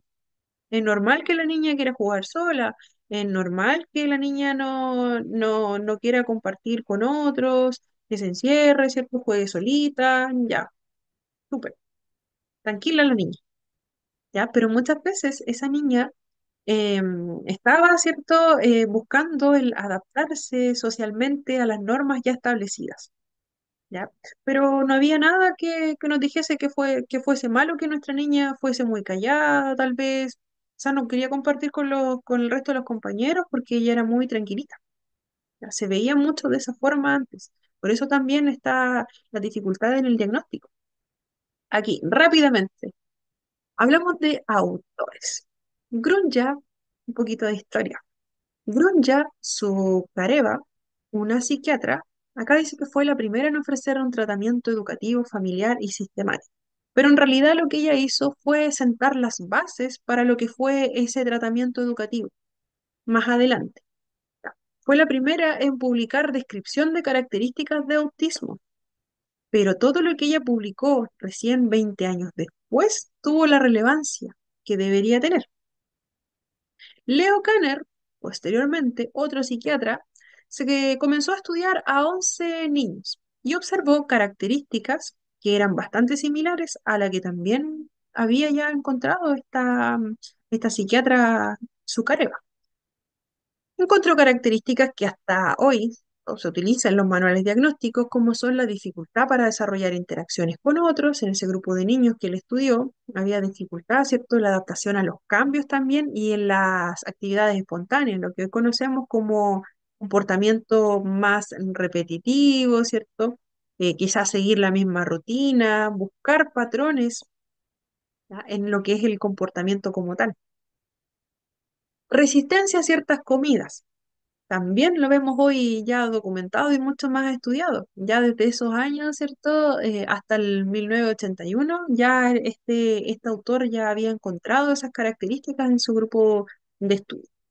Dificultad la adquisición del lenguaje, sensibilidad a los estímulos, principalmente sonido, lo que acabamos de ver, como en el video. Ya en sus pequeños del estudio, ya observó que eran muy sensibles a algunos estímulos, ya, sobre todo a cierto tipo de sonidos. También encontró una característica que era la ecolalia. La ecolalia es un repetir de frases o palabras que en muchas ocasiones no, en ese momento no tiene un sentido como tal. Por ejemplo, podemos decirle a nuestro pequeño, vamos a comer, o sea, ¿quieres ir a, vamos a decirle, eh, ya, vamos a comer, está servido? Y nuestro niño puede respondernos comer, comer, comer, comer. Y le preguntamos nuevamente, ¿quieres comer? Y nuestro niño nos va a responder comer, comer, comer, como un eco. Ya.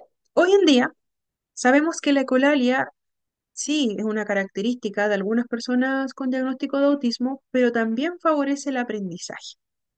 En algunos pequeños, cuando tienen dificultad en la adquisición del lenguaje, o incluso se dan pequeños que en algún momento fueron no verbales, ya y están comenzando a pronunciar algunas palabras, también se da harto la ecolalia, ¿ya? Se utiliza para el aprendizaje porque podemos guiar esas palabritas que está diciendo nuestro pequeño a una conversación.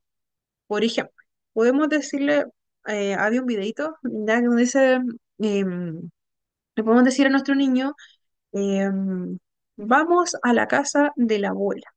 Y nuestro niño nos puede decir una casa, una casa, una casa. Nosotros podemos tomar esas palabras de nuestro niño y cambiarlas un poquito. Vamos a decirle, sí, una casa donde vive la abuela, una casa donde también vive ya tu tío tanto, una casa donde vamos a ir a pasear, una casa donde vamos a comer tú y yo. ¿Ya? Entonces igual se utiliza como herramienta para el aprendizaje hoy en día la ECOLAL. Antes se decía que era completamente malo, que había que frenarlo, ¿ya? Pero hoy sabemos que estimula también la adquisición de nuevas palabras, nuevas frases. Literalidad, sabemos, se privilegia también el lenguaje más concreto dentro del autismo, lo que es el sarcasmo, ¿cierto? Hay chilenismos también que usamos mucho, idealmente no son tan fáciles de comprender para las personas con autismo. Juegos repetitivos y estereotipados. Los juegos repetitivos, por ejemplo, alinear, alinear, montar. cierto tipo de juguetes con patrones específicos, movimientos estereotipados también se pueden ver como el aleteo, no sé si es mi brazo, como el aleteo, movimiento de manos, el me golpeo la cara, me tomo la orejita, ¿ya? Pero finalmente eran características que encontró este autor. Más adelante, Lorna Wink, otra psiquiatra, tomó lo que los demás autores habían ya publicado en años anteriores y lo juntó todo. Ya, lo juntó todo en estos conceptos que aparecen aquí en naranjito. ¿Ya? Esto es lo que ya habíamos revisado. Ya juntó todo y se dio cuenta que había muchas, como dice aquí, síntomas, pero en realidad son características que se pueden asociar. Podemos encontrar dificultad en la comunicación y también podemos encontrar patrones repetitivos, decía esta autora. Vamos a encontrar esas dos características, pero no va a ser igual. ¿Por qué? Porque esta persona tiene dificultad en esta área, ya la comunicación, pero no es igual a esta persona que también tiene dificultad en la comunicación, pero un poquito menos. Pero en el caso de esta persona, el patrón repetitivo está muy alto. En el caso de esta otra, no tanto. Si comparamos con esta otra que tiene todas estas características, tiene las cinco, pero tampoco al mismo nivel. ¿Ya? Entonces ella agrupó todas estas características, asoció todas estas características nombrándole espectros. ¿Por qué? Porque era un gran conjunto de síntomas que finalmente constituyen un espectro sintomatológico, podríamos llamarle. ¿Ya? La parte de espectro, bueno, igual estamos hablando de una psiquiatra que no es chilena, entonces el término espectro seguramente en ese momento se utilizaba más como para describir esto, de la gran cantidad de características que pudiera haber. Y desde ese momento el diagnóstico ya se comienza a llamar trastorno del espectro autista hasta el día de hoy. Hoy se está tratando de modificar, de cambiarlo, de sacarle la parte trastorno, ya. Ahí se está trabajando en eso. Pero hasta hoy en día, ¿cierto? Continúa llamándose de esa forma. También teníamos otra contribución de una autora, que en este caso era una zoóloga, con diagnóstico de autismo, Temp Grandin, que hay una película sobre ella. ¿Ya? Me han dicho que es bastante bonita, yo todavía no tengo tiempo de verla. Esta autora fue la primera en compartir su experiencia personal como una mujer con autismo. En el caso de ella, trabajó con animales de granja, de su propia granja, se dio cuenta que estos animales eran muy sensibles a ciertos estímulos, en este caso visual. Hacía que sus animales, ¿cierto?, de estudio finalmente se estresaran mucho, por lo que creó una máquina de abrazos, que eran dos placas metálicas. Comenzó a estudiar a raíz de eso. Y se dio cuenta, también lo probó en ella misma, que el hecho de tener esa contención física, ya generaba tranquilidad, hacía volver a la calma. Ese estrés del momento en que nos expusimos al estímulo, bajó, volvimos a la calma. ¿A qué resultado llegó ella? Y finalmente es totalmente un mito que a las personas con trastorno de espectro autista, como se llama, no le gustan los abrazos, todo lo contrario, genera un efecto, ¿cierto?, que volvía a la calma. Pero el sentir un abrazo de un otro, de un humano en este caso, ¿ya? Era contradictorio con el perfil sensorial de la persona. Por ejemplo, puedo ser una persona hipersensitiva y el que me den un abrazo puede ser tremendamente fuerte sensorialmente, me va a poner muy tensa, pero no significa que yo no necesite esa contención, ¿ya? Entonces, finalmente, el contacto físico es lo que se dificulta, pero por el perfil sensorial, no porque yo no necesite el contacto con un. Entonces, aquí ya finalizando, tenemos estos paradigmas. Algunos, ¿cierto?, todavía están ahí vigentes, pero hay uno que es el que prevalece dentro de estos. El primer paradigma nos habla sobre la causa biológica genética del autismo. Ya, se refiere más al autismo como una enfermedad. Ya, hoy en día sabemos que no hablamos del autismo como enfermedad. La palabra enfermedad no se utiliza. ¿Ya? Pero sí, la parte del paradigma biológico genético nos dice que toda esta condición, ¿cierto?, se genera en el sistema nervioso central. Bueno, lo llama como esta enfermedad. Existen cambios en el sistema nervioso central, en los genes, que pueden haber sufrido alguna mutación, y ese es el causante de que hoy en día la persona tenga estas características. Tenemos el paradigma ambiental, que también nos habla de que el autismo es un trastorno neurológico, pero que se causa por la exposición a estímulos ambientales, ya sea cuando estábamos en la guatita, cuando estábamos en el parto, ¿ya? O en nuestros primeros días de nacidos. Ya que finalmente cuán expuestos estuvimos a ese estímulo del ambiente determina cuántas dificultades tengamos en nuestro desarrollo. ¿Ya? Pero hoy en día el que se utiliza es el paradigma de la neurodiversidad. Es el más masificado, ¿ya? Y trata de dejar un poquito de lado lo que es el biológico genético, la que nos hablaba de que existe una medicación, una cura para el autismo. Eso ya el paradigma de la neurodiversidad nos dice que no es algo no es algo que de lo que debe hablarse en este momento. ¿Ya? También lo que habla el paradigma ambiental, ya igual lo cuestiona. Lo que habla el paradigma de la neurodiversidad es una mirada mucho más amplia. ¿Ya? Nos habla de que no existe una forma única o estándar de que la persona pueda procesar la información.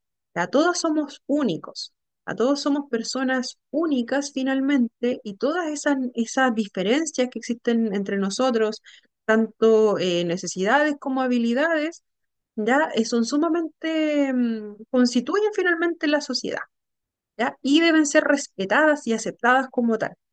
Entonces, ¿cierto? Todo el autismo como tal finalmente no define quién yo soy. Lo que define quién yo soy yo misma. Yo no soy un diagnóstico que está por ahí dando vueltas en el país, ¿ya? Yo no soy alguien que necesite tomarme un medicamento para volverme como el estándar que se espera. Para el paradigma de la neurodiversidad no existe un estándar, sino que somos todos completamente valiosos, y todas esas diferencias que tengamos los unos con los otros tienen que ser aceptadas y valoradas, ¿ya? Entonces, hasta ahí llegamos, hasta ahí llega nuestra clase. No se vayan, por favor, voy a pasar la asistencia y después dudas, consultas, acotaciones. Voy a... dame un segundito, que aquí esto se tarda un poquito.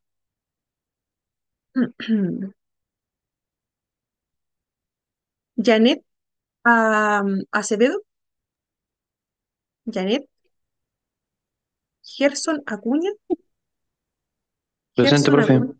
Gracias, Gerson. Sandra Aguilar. Presente, profe. Gracias, Sandra. Javiera Aldana. Javiera Aldana. Araceli Alfaro. Presente, profe. Gracias, Araceli. Constanza Allendez. Presente, profe. Constanza. Gracias, Constanza. Verónica Álvarez. Presente, profesora. Gracias, Verónica. Yuleidi Araque. Yuleidi. Catherine Banco. Catherine Banco. Jorge Barra. Jorge. Cecilia Calderón. Cecilia Calderón. Ana Caro. Presente, profesora. Gracias, Ana. Jacqueline Carrasco. Jacqueline Carrasco. Claudia Cartagena. Presente, profesora. Gracias, Claudia. Daisy Sid. Presente, profesora. Gracias, Daisy. Celinda Cisternas. Celinda. Presente. Ah, gracias, Celinda. Casi la dejo usar. Marcela Cornejo. Presente, profesora. Gracias, Marcela. Carlos Crisóstomo. Carlos. Constanza Donoso. Constanza Donoso. Paola Duque. Presente, profesora. Paola. Constanza, por aquí. Ay, Constanza. está presente. Paola, Paola aquí presente, profe. gracias Paola, está presente. Carmen Figueroa, Carmen Figueroa, Yasna Figueroa, Yasna, Camila Gacitúa, Camila Gacitúa,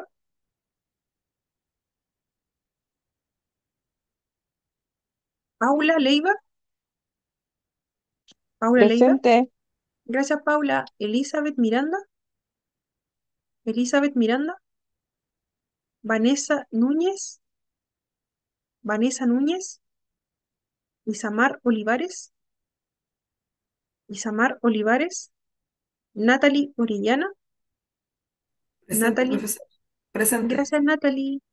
Nicolás Ortega, Nicolás Ortega, Elizabeth Ortiz, Presente, profe. gracias Elizabeth. Gendery Pastel, Gendery, Judith Rodríguez, Presente, profe Judy Rodríguez. gracias Judith, está presente. Lidia Salazar, Lidia Salazar, Presente, Francisca, profe. Lidia está presente, gracias. Francisca Santis, Presente. gracias Francisca. Daniel Valenzuela, Daniel Valenzuela, Martina Villarreal, Presente. Martina Villarreal. gracias, gracias Martina. ¿Alguien no nombré? La recomendación, revisar asistencia. A veces puede ser que se me haya pasado algo. Entonces, entonces, ya hemos finalizado. Aquí, dudas, consulta, acotación. Vuelvo a reiterar información. Evaluación disponible desde hoy a las 9:30 de la noche hasta mañana a las 10 de la noche. Ahí cierra la evaluación. En cuanto a concepto, alternativas ya para la evaluación, em, todo lo que hemos visto es del documento de aula, temas 1 y 2. ¿Ya? No sé si me queda alguna cosita por ahí por alguna consulta. No, no, no, nada. Entonces, si no hay, bueno, si surge algo, a través de WhatsApp lo canalizamos y a descansar. Estén súper bien. Buenas noches. Buenas noches, Chao, profesora. profe, que esté Buenas bien, noches. gracias. Todo muy bien Entonces, clarito. muchas Buenas gracias. noches, profe, que esté bien. Buenas noches, igual. Me llegó una consulta aquí. Mañana sí. La evaluación se abre hoy y cierra mañana. ¿Ya? La evaluación se abre hoy en la noche a las 9:30. En unos minutitos más va a estar disponible para que la puedan completar. Hasta mañana a las 10 de la noche cierra. Entonces tienen todo ese lapsus para poder realizarlo. ¿Ya? Me llegó una consulta. Ahora sí. Chao, chao. De nada. Chao, que estén bien, que les vaya bien. Éxito.